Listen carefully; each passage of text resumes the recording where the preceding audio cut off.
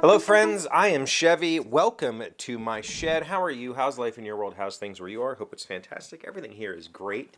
And today I brought a game down here with me that we're going to discuss. And that is Road 96 on the Nintendo Switch.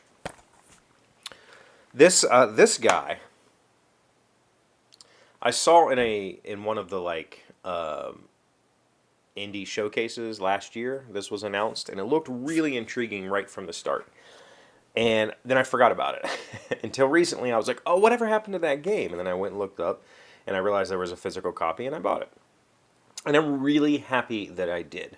I very, very much enjoyed this game, despite some quirks, and we'll talk about those as we get into it. Road 96 is a narrative adventure game. I would hesitate to call it an interactive novel. It has more game mechanics than just an interactive novel, but really it's telling a story, right? And that is the main point of the game, is navigating this story.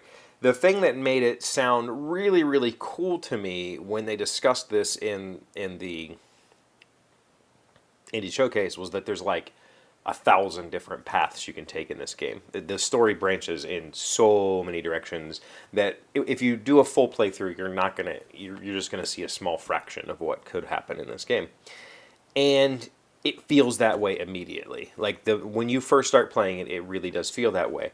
The way the game works mechanically is similar to, say, a roguelite game. You play teens that are living in a authoritative, totalitarian society, and the president of your totalitarian, regime is basically you're as a teen you're trying to leave. And you're trying to leave via Road 96. Road 96 is the road that leads north out of your country, and it's the only way out of the country, and you're trying to escape the country. And the tyrant leader, whose name is Tyrak, by the way, is capturing these teens and putting them in work camps. Now, you don't, at least from my limited playthrough, you don't get to see those work camps, and you don't ever know, do they actually exist. You just hear secondhand accounts. But this story is told through the lens of a bunch of teens. Each time you take control of one of these teens, you either escape or you don't. And if you escape, they walk off into the distance into like a white light. You don't get to see what happens to them after that point, and then we start over. And you pick a new teen and you go on. And the way that the game works is every teen, every path that these teens go on takes up a certain number of days, and the game is building to a final climax. And the cool part about the final climax is you, as the main character, have a lot of control over how that final climax plays out. There's essentially three, creeds, I guess you could take in the game. You can either choose to support, uprising, you could the opposition. You could choose to fight the power. You can choose to support the more liberal opponent of Tyrak, and you can call for votes. Like we can only win this thing by voting, or you can choose to just be selfish and say I'm getting the hell out of here, and that's the only way this country's ever going to survive is if we leave. And based on how you play the game, based on decisions that you make throughout the game, that feels very impactful. And it feels like you're actually making a difference. Every time you go through one of these runs, you're making a difference on the social landscape. At the end of each of those runs, there's kind of like a little summary news segment. There's a particular news anchor that plays a pretty big role in this game, and at the end of all of your runs, she's talking about the news of the day. She talks about the polls and uprisings and that sort of stuff. So based on the way that you interact with the world and the other people, those numbers seem to be correlated. Now, the way it works is there's like 6, I think, ancillary characters. Maybe there's 8 that appear in each of your runs. Not all of them will appear in every single run, especially if you fail early. If you fail early, you just get booted back out and start again. And these 6 or 8 ancillary characters have interweaving storylines that you will uncover each time you step through the game.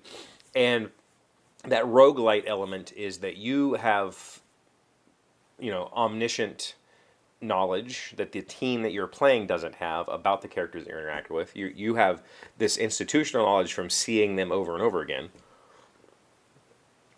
And those characters may also give you kind of bonuses.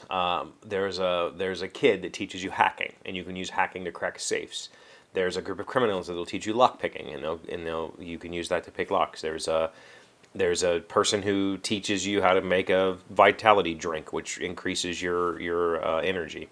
And energy is one of two, I guess, resources that you have. You have energy and money. And basically, if you have money, you can do things like rent rooms to sleep in, or hire a taxi, or hire a bus. If you don't have those things, you will lose more energy each day that you go through your run, and ultimately you could lose enough energy that you die. And so you step through this game, story, piece after story piece, and each junction you get to split, and decide how you want to go. The way that I understand it, and I've tried to do a second run just to see, is that it's all randomly generated, meaning that each encounter that you have is picked randomly amongst a pool of various ways you can interact with these people. So there's a whole bunch of different story paths based on the random encounter thing that you have, in addition to the overarching storyline and how you choose to influence that. And it all plays together really, really well. When I mentioned quirks earlier, there are some of the storylines of some of the ancillary characters are a little bit goofy. They're a little bit like, I don't really, yeah, okay, I get it. And things that you do in the early moments that you encounter them in the game will affect your runs later in the game. Like, they may or may not choose to take your side or help you, or maybe they're just choose to throw you in the pits. I don't know. But depending on how you decide to play it, really affects how those future outcomes happen. And all of that ties together to feel really, really well done. Some of the dialogue is awkward. Some of the, I guess some of the situations that you're put in are kind of hokey. And those are some of those quirks that are just kind of, all right. For instance, there is that the news reporter that I told you is a pretty big part of it. She is kind of like this commanding presence, and when you're in her space, you're my number one fan, you're going to do what I say, and she'll tell you, do this, and don't you screw it up. And you can do the exact opposite, and basically nothing happens to you. It's not like she'll tell you to film a scene, and she'll say, make sure you get, focus on this guy. Well, you can choose to focus on protesters instead, and nothing will happen. Like, she doesn't take the camera from you or anything like that. You can just kind of do whatever the heck you want, and she doesn't really get to influence, or she doesn't really get to stop you from doing whatever it is you want.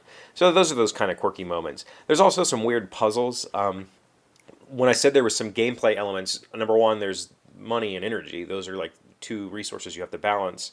But there's also, within each scene, there's lots of different things you can find and unlock. And some of those things are, like, a lot of those things are puzzle elements, where you'll have to figure out how to get a key out of an electrified box, and you have to move it through a maze or whatever. So they gamified a whole bunch of little interactions that were, charming. None of them were difficult, but they were neat little puzzles to throw in the middle of the game. Overall, I thought it was a really enjoyable experience. A run takes about an hour, and you're going to do like 8 to 10 of those per game, I guess. So it's like an 8 to 10 hour game. And that's really doing everything. Like, I really put a lot of effort into exploring every little nook and cranny of every map that you go to. There is not a lot of collection. There is a collection that you can gather as you play. I completed that pretty easily without really trying. There's not a whole lot of things to find on the ground or to do with the environment. Each little scene is pretty limited. But overall, you get to spend maybe 10 to 15 minutes at each location. You're going to hit probably 5 to 6, maybe even 8 locations along the way. And then you have the final, like, how do I escape? And there's a whole bunch of different paths you can take to try to escape. You can, hide in a truck. You can go over the mountain. You can hire coyotes, whatever you want to do.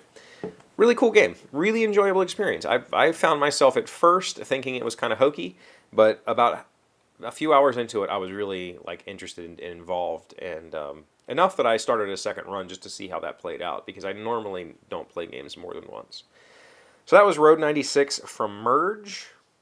That's what it says on the front. I don't know who Omen and Digix Art. I don't know who the actual developers were, but cool game. That's all I have for you today.